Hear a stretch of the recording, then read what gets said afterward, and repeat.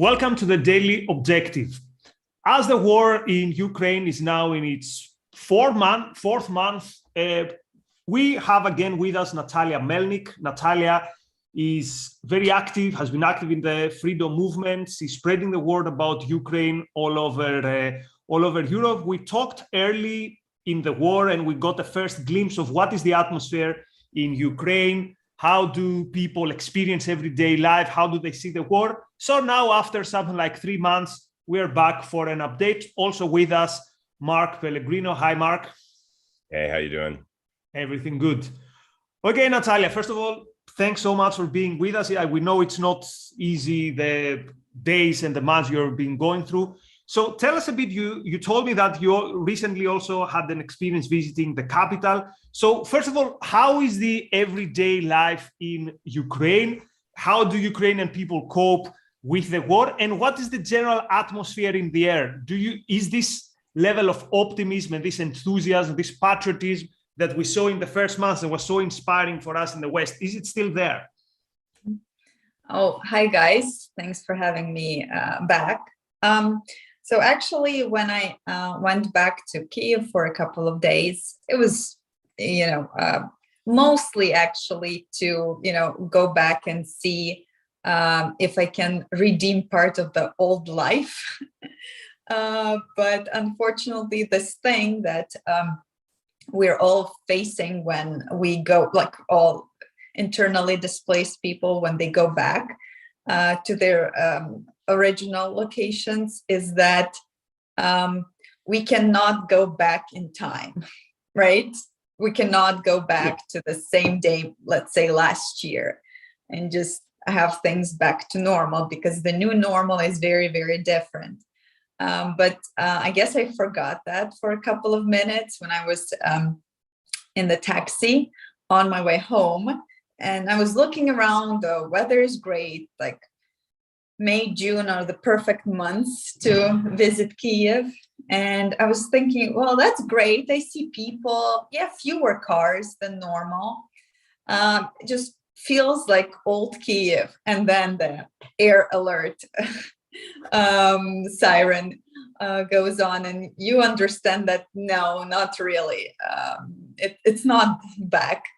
So Kyiv is very different right now. And it's all about the little things, because you will not be stuck in traffic anymore. You do see huge lines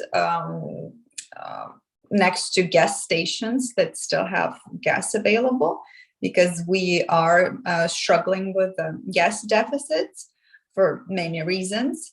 Then you do see a lot of businesses that had to close down, and with them you never know whether it's a temporary thing, if they were relocated, or it's gonna be like that forever. But you do see more life coming back, more people are returning, more kids are out and about. Some places are reopening and excitedly sending messages to their loyal customers, inviting them back. So my water delivery company keeps calling me basically every week, because everyone needs work, everyone needs to make some money, because you can't last very long in this state of in between, right? In between running and doing something productive. So you see the change, and you see that the city is still alive, and the city is trying to come back alive. But when you walk around, you will stumble upon monuments all covered in protective armoring or bags with sand and things like that, because Kyiv is a very historic place, with very lengthy history, and we're trying to protect our cultural heritage as well as, lives. You do see a lot of heavily armed people wearing, military uniforms, but a lot fewer checkpoints. So basically, from time to time, you can actually forget that some things are happening, but broken windows near explosion sites, they kind of remind you. But at the same time, you will see people dining out, wandering along the streets, taking pictures, looking at burnt Russian tanks and armored vehicles, which were brought and put on display, I guess, to build up the morale a little bit. It does help. Morale, yeah. It gets kids extremely excited. They run around, look into places. Those are the real trophies, and they kind of give you the sense, well, we did this, and that's why we're still alive. We have the means to protect ourselves. We would like to have more. So the optimism is still there because this is day 102. And if the optimism didn't, I guess, live in the hearts of the majority of Ukrainians, they wouldn't still be here, right? Of course, more than 7 million people did leave the country, but more and more people are coming back every single day for various reasons. But if they didn't think that we could win this, they would not be coming back in such high numbers. Right. So what is the biggest challenge, though? Because we heard, and Mark, there was even outrage by some people in the US that the United States are giving too much money in Ukraine. So there was a number, something like 44 billion. But turns out that this money can last for Ukraine only for some months. So the economy, as you also hinted towards, Natalia, is not properly functioning, which means a lot of people are out of work. So is the scenario of a protracted war to the benefit, you think, of Russia or of Ukraine? Because of course, the most positive scenario would be a quick pushing of the Russians outside of, or at least somewhere close to the borders of 91. But otherwise, if this war goes on for longer, do you think the biggest trouble will be for Russia, which is isolated internationally and which is going to bear more and more the problem of being cut off from things such as specialists, or even for things like importing crucial material, or for Ukraine, which already is having big troubles in terms of the economic, and not even to mention all the other problems, but economic problems because of the war? So is a long-tracted war a worst-case scenario for Ukraine or for Russia, you think? Well, it's a very loaded question, but let's start with the aid package from the US, because $44 billion seems like a lot of money, and it sure is a lot of money. But there's this huge misconception that since it got voted through, it means that we will be getting piles of cash. Well, that's not what's going to happen. It's not just the US giving away money. It also includes aid, kind of in-kind aid, which we will be getting in weapons as well. It's also partly in grants and loans. So it's not just free money that's going to be thrown out of a bunch of airplanes over the country. That's one thing. It will be divided and protracted over time. It's another thing. And right now, Ukraine needs a lot more, and it's a crazy thing, and also a very difficult thing to admit, because, as a participant of a liberty movement, and patriot at the same time, you would never want your country be this dependent on foreign aid, and it's a very scary perspective because we will be dependent on it for quite some time. We have huge budget deficits right now. And I'm sorry if you can hear the dogs outside. I guess some of them are being taken for a walk, and it usually starts the dog party in here. So basically, right now we have $5 billion of a budget deficit per month. And it's not a total deficit, it's just for the most vital expenditures. So basically for people to be able to get paid in certain areas or in certain important areas, defense, security, and emergency personnel and things like that. So these are the payments that we cannot seize or freeze in any case. Also, they're receiving bonuses for each day of warfare. So even if we were given $44 billion, it's not a game changer. And that's why the government is looking for different options and basically asking for money wherever they can.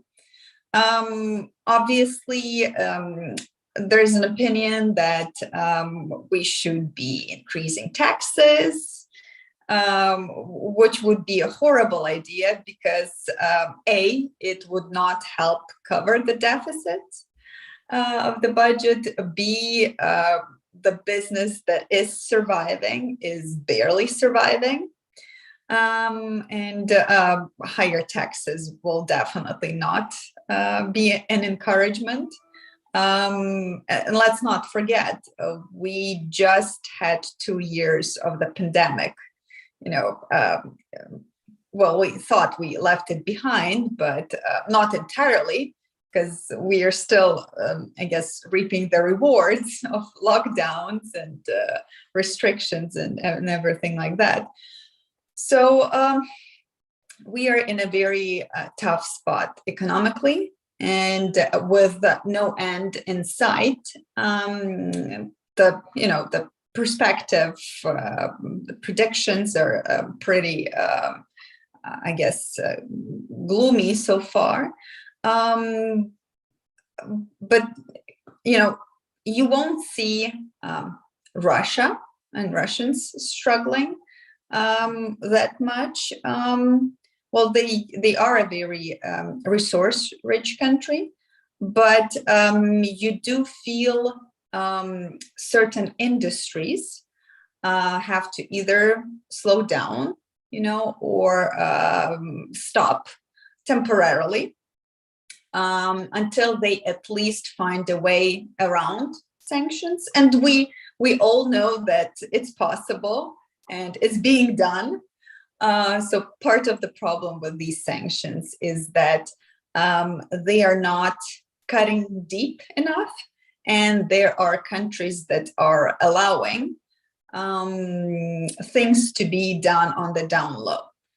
But we do see, positive developments like Taiwan banning microchip imports to Russia.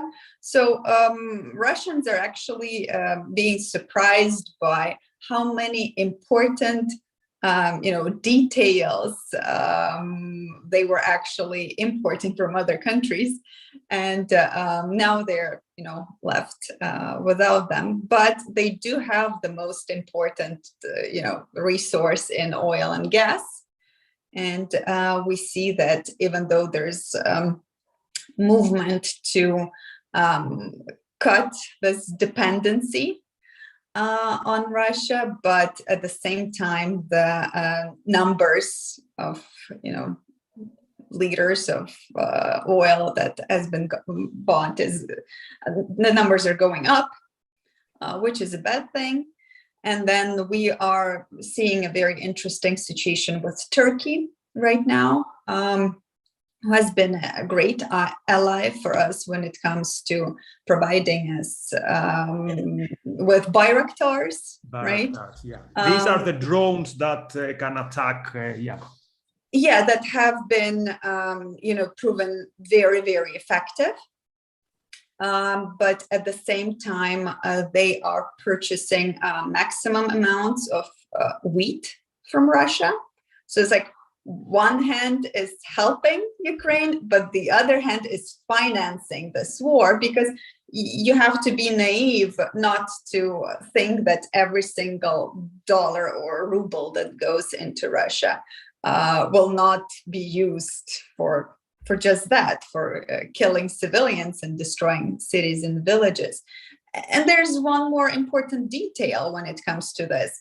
Turkey is buying wheat from Russia, but originally it was stolen from Ukraine, because this is what they're doing. They didn't just block Ukrainian ports, which we were doing the majority of our exports through, but they're also stealing anything they can in those ports, and even seizing ships that are fully loaded. So yeah, that's a very interesting situation, and it's difficult to hide something like that, and right. We have information about the second ship that entered port of Mariupol, which was seized, which was occupied earlier in May. So this is ship number 2 that came to steal metal. The previous one left with 2,500 tons of metal, which is already in Rostov, already in Russia. So basically, this is looting at a very large scale. And there's nothing we can do to stop it. And Russia is cutting off very important exports for us, right? Because making it almost close to impossible to get our export numbers anywhere close to what they were. Obviously, we're trying to find other ways, like roads or railways, but all of those vehicles are just stuck in huge traffic jams at the border, because obviously border checkpoints are not used to dealing with such overflow. And in order to open new checkpoints, you need a lot of resources and willingness from the other side across the border to do the same. So far, we haven't been able to find a solution, an efficient solution to this problem. Right. And at the same time, the rest of the world is not happy about this, because they started talking about world hunger. But it's not because of war in Ukraine, right? How a lot of people are putting this. So this is not war in Ukraine. This is Russian invasion of Ukraine. And B, this is not because of the war. This is because of deliberate actions of Russia. It has nothing to do with us. We would be very happy to sell our wheat, but right now it's very, very difficult. And it's, getting confiscated, stolen, and they're already planning to do it to the next harvest as well. And they're also making planting extremely difficult, because you have mines on fields, and they steal agricultural machinery. And those brave Ukrainian farmers who are just trying to do their jobs in dangerous areas, they're risking their lives every day. They do it wearing bulletproof vests whatever kind of protective equipment they can get their hands on. But obviously not all of them are going to survive this. Right. So production. Yeah. So production even is difficult, not to mention trade and distribution. Right, Mark. Let's hear also from you. I monopolize the questions.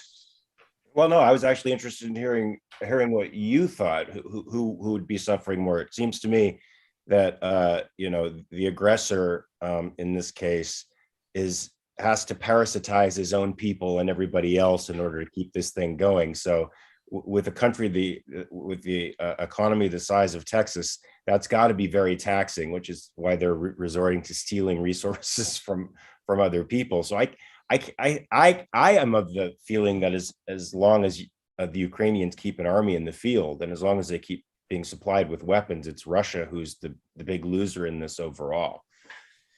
Yeah, that's the thing you need to understand about Russia is that the majority of Russians are used to living in poverty. So obviously the situation will be getting a little worse for all of them. But since they're already used to living in those conditions, they will be fine doing it for longer, because in their heads, I might add brainwashed heads, they're doing it for their homeland. They're taking the stand against the evil West, right? They're not blaming their own government for it.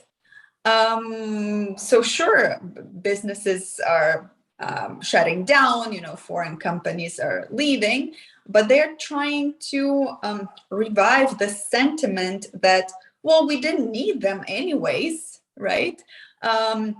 Let's build up, our own initiative. Let's substitute McDonald's with Russian fast food and things like that. So, if you know how to spin it, and Russian propaganda certainly knows how to spin it, they will just make the bigger enemy out of the West, and people who already did not have a good life and had no prospects to have a good life, they will just basically continue living in a ditch. And the scary thing is they're fine doing it. Right. Can I ask a question about one of the strongest propaganda means that Putin has, and particularly his useful idiots in the West, which is all the discussion around Azov, the Azov Battalion. So, for example, when Zelensky spoke to the Greek parliament, the useful idiots on the left and the useful idiots on the right, they said, oh, he had with him a fighter of the Azov Battalion, therefore the fascists took over Greek parliament, and when we gave a standing ovation to the fascists. Actually, this was even more tragic because the guy who was there later died in the war. The guy who was with Zelensky. So we know that Azov Battalion was created initially by people with very, very bad views, with people with far-right views, fascists, anti-Semites, whatever. Today, though, is Azov Battalion still a stronghold, basically a fascist stronghold, or has it mostly been incorporated in the Ukrainian army? And how should we evaluate the argument that the Ukrainian army, because of Azov Battalion, is basically a motley crew of far-rightists who commit war crimes, torture Russian POWs and stuff? Well, Russia certainly managed to turn Azov into this almost mythical creature of evil, right? People, I guess, imagine thousands of evil Ukrainian Nazis, with tattoos and something like that. But in reality, when Azov was founded, it was founded basically in response to the original invasion, which happened in 2014. So first of all, it was created to fight off Russian invasion. which Russia, well, they pretended that there were no Russian soldiers there and things like that. So it was just some made up separatists doing all of this, somehow armed with the latest, military grade weapons and things like that. But the interesting thing about Azov, even back then, not many people know that among the founders of Azov was a Russian guy, an ethnic Russian guy, and a Jewish guy, which kind of defeats, the whole purpose of Nazi militia, right? Then, of course, it's absolutely true that some of the people in Azov Battalion were neo-Nazis. They weren't hiding it, but they were never the majority. That's one thing. The next thing is, so basically Azov was never ideological. And then Azov became part of the regular Ukrainian army. It became a regular army unit back in 2019, if I'm not mistaken. So since then, obviously, there is, no real ground beneath, this myth of Nazi Azov, because when you're part of the regular army, you don't have basically your own, even political standpoint. You don't have any ideology, other than defending your homeland, if I can say so. So even though it was never majorly Nazi, it's not even remotely that right now. And it's just a couple of thousand of people. Obviously before what happened in Mariupol, because Mariupol was the stronghold of Azov. And Azov was one of the reasons why Mariupol was able to last as long as it did. And now all of them are in camps in Russia, and we don't know when they will be back. So basically, first Russia created this wonderful, you're absolutely right, tool of disinformation by labeling them Nazis. But like a lot of things that Russia has been doing lately, it's backfiring on them in terms of turning Azov into even more of heroes than they were to many Ukrainians and to a lot of foreigners as well. Because if you talk to military experts, they were shocked that Mariupol was able to stand for as long as it did. So, it's a terrible thing to have to deal with right now, especially in the middle of the plea, because when Zelensky had this address in the Greek parliament, that was to try to, talk the foreign community, especially on the government level, to be more involved in the efforts to save the defenders of Mariupol, right? Because there were a couple of plans in place. The main idea was that our defenders from there did not want to become prisoners of Russians, because they knew what would be waiting for them if they turned themselves in. Basically the best way out of that situation was to implement the extraction procedure, according to which the third party comes in and we turned to Turkey and even China. So a country that would be able to establish a semi-decent contact with Putin and his government. And then these defenders would be extracted onto the territory of the third party, and they would not be able to come back and participate in combat until the war is over. But Russia never agreed. China never agreed to participate in it as well. Erdogan tried, but it didn't work out. So, we did it the only way that was possible without losing all of them. And we already lost too many. But we do not know when they will be exchanged and returned back home. Right. Unfortunately. Yeah. And going back to the days of the Soviet Union, this was a strategy that POWs were used as a negotiation weapon. Mark, I'll get to you, and I'll go and see what's happening in the super chat. So if you have any other questions for Nataliya. Are you asking me, or are you reading what I wrote? No, I'm throwing the ball to you, and while you talk to Nataliya, I'll check what's happening in the super chat. I feel like this is a problem that we should have solved, a long time ago when Putin first started making moves on his own people. He should have been rejected.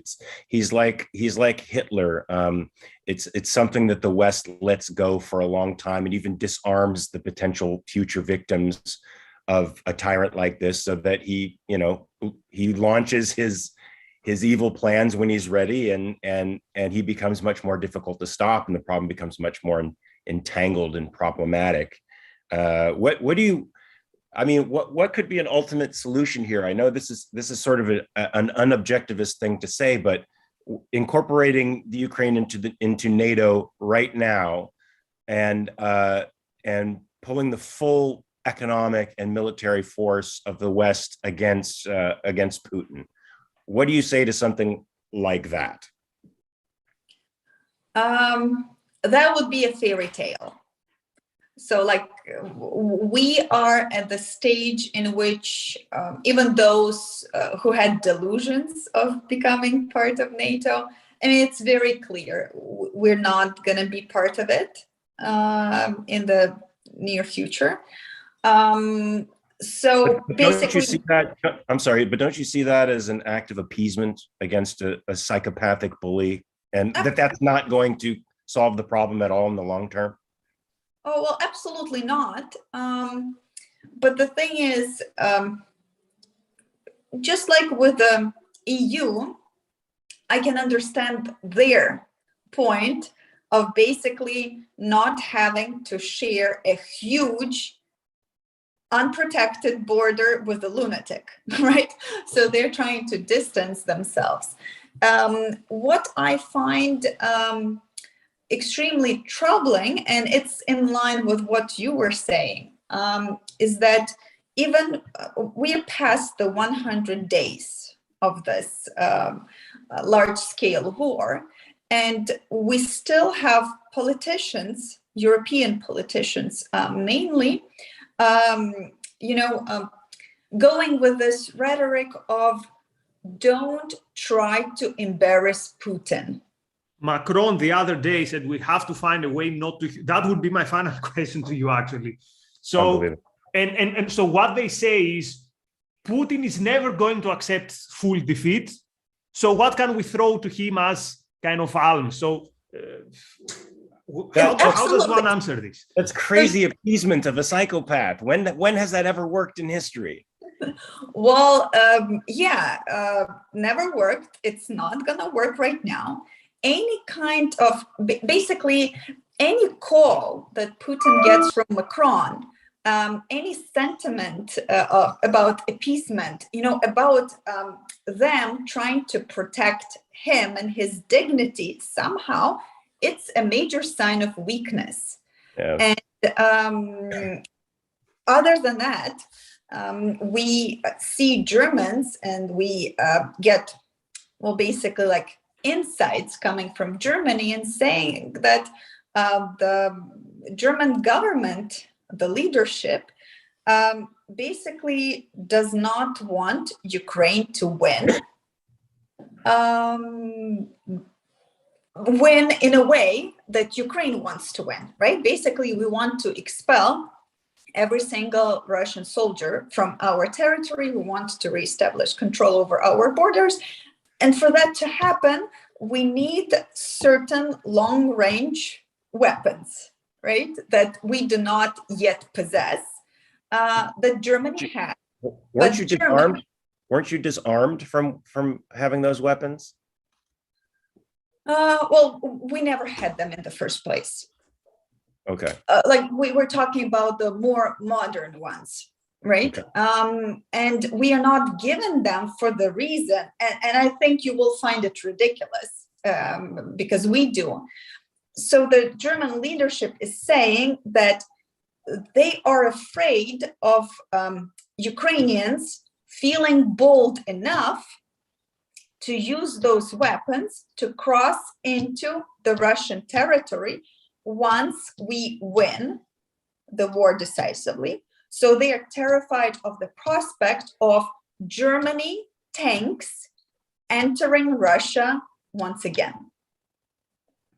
So absolutely ridiculous, but they, in their heads, they are so stuck in the past and in their experience of the Second World War, in which they were the aggressor, that they are absolutely mistreating this whole situation right now. And they are being absolutely delusional because they don't see the difference between being the aggressor and being the defender or being the protector in this situation. Unbelievable. And if they think that it's bad enough having a psychopath on the Ukrainian border who has ambitions to recreating the Soviet Empire in its former glory, wouldn't they be concerned that once Ukraine falls, then other Eastern European states are bound to be next, and that a guy like this won't stop with appeasement, and that border moves ever closer to the NATO powers, and so it's time to stop him where he is? Well, but that does not work with their idea of appeasement, right? Because they already gave him parts of Georgia. They already gave him parts of Moldova. They already gave him parts of Ukraine that he grabbed back in 2014. And that did not help at all. So, them kind of giving us this feeling that they want us to give up more territory so that he takes a step back for a short period of time, right? Because he will just keep wanting more.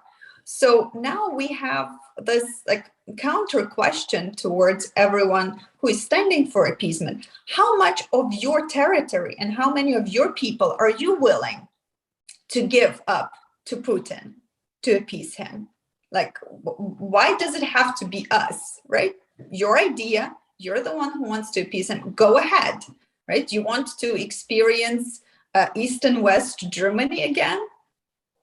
Or calls for the resolution to the situation like what South and North Korea went through, basically splitting up the country in half. And how well did that go? What's going on in North Korea right now? And let's not forget, so when the country got split up, South Korea basically turned into obviously, I will be exaggerating, but South Korea turned into an American military base when it was agreed upon, because basically the US was the guarantor of peace and security of South Korea. So is the US willing to do that now? Of course not. The US is doing its part of not getting involved directly. And we are dancing around this issue of, we will not give you long-range weapons because you can hit Russian targets, right? Because they can go deep enough. What are you guys talking about? We are getting hit from the Baltic Sea. We are getting hit from the Black Sea, from submarines, from their fleet. We are getting shelled from Belarus. From Belarus, yeah. Exactly. So we are in this extremely difficult position, and it seems like some people are trying to make us into bad guy. Like, people, don't you remember that we are just trying to defend ourselves?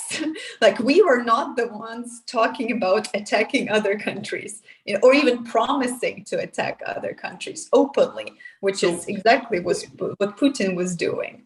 Part of it is that these political leaders cannot understand that appeasement can work. And part of it is this pragmatism that says, look, everyone is happy, everyone's very unhappy in Europe because of the price of electricity. So in Greece, the bills are sometimes 10 times up, literally, from where they used to be last year. So they say, okay, somehow this war needs to end, somehow. And then they don't care what's going to happen in 2 years or in 3 years, because their horizon only goes so far. And also they cannot understand that appeasement can work. Okay, we're running out of time, so let me go to the super chats. As you can expect, it's mostly messages of solidarity. Thank you, Roland. Just go Ukraine. Thank you, Marilyn. Thank you, Fab. Glory to Ukraine. Glory to the heroes. And actually, it's written in Russian, Ukraine. I don't know what this is. Thank you again, Marilyn, and thank you, Travis. Thank you, everyone, for the solidarity messages to Marilyn. So upcoming 9 p.m., we've got HBTV with Harry Binswanger. The topic is gun control and open immigration. They are in the same boat. Well, that's a way to trigger a leftist. Okay, last question, Natalia, is first of all, where people can follow your work, and second, people who want to help, people who want to express their solidarity to Ukraine in a active way, what would be your suggestion in terms of how to help, except obviously from the moral support? Mm-hmm. As for our work, a lot of it we're doing behind the scenes, and we're not putting out a lot of that information. It has a lot to do with the tactical medical aid and things like that.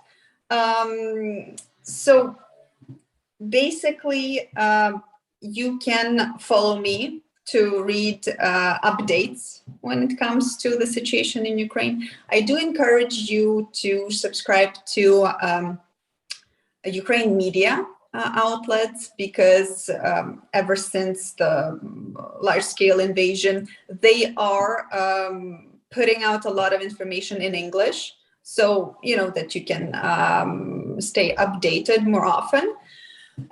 If you do want to help, I encourage donating, and I can send you guys ideas for reliable organizations that you can support. And there's a wide variety, from the ones dealing with buying things like drones, for example, for the Ukrainian army, including something similar to Bayraktars, and to organizations that basically turned themselves into shelters for Ukrainian families who have lost everything, and they need all the help that they can get. Also, if you are, more on an active civic side, I do encourage organizing, these like outdoor rallies or outdoor events, showing that you stand with Ukraine. And it's important for many reasons, not only to influence your own politicians, right, to be more proactive when it comes to their support to Ukraine, but it also shows us Ukrainians, both in Ukraine and in your respective countries, and believe me, you have lots of those, that you guys are not tired of this war. because this is something that we are extremely afraid of, that foreigners, foreign governments will get tired of it, will stop paying attention, and basically leave us alone, in this dealing with the Russian monster. And that's a very scary perspective. So and now it's not the time to score political points, but I have to say this: how tragic that people who all these years were talking about solidarity, mostly people in the left, these days are literally the useful idiots of Putin. So they used to say, "Oh, we have to help the oppressed." And suddenly they change the tune. Oh, my electricity bill is higher. Therefore, when will Ukraine surrender? Like they're disgusting. Anyway, the good thing is our audience does not buy this. So we have more messages of solidarity. Cold Savage says, in my hometown, we had a fundraising concert for Ukraine in which we raised over $7,000 with Ukrainians performing Slava, glory to Ukraine, and something which I cannot. You almost did it. You gave up too soon. And thank you to our friend with the nickname Free Trade. Thank you to Marilyn. She says it is insane to appease Putin. He should be ridiculed, and this is indeed the case. Natalia, thanks again for being with us. You have, our thoughts, our support, our solidarity, and hopefully next time we discuss, it will be to tell us how the victory parade was in Kyiv and how it was to experience it from the inside. Mark, thanks very much for being with us today as well. And thanks. Bye, everyone. Natalia. Thank you, guys. And I hope you will be able to plan a trip to Kyiv really, really soon. Yes. Let's hope. Thanks a lot. Bye-bye, guys. Bye-bye.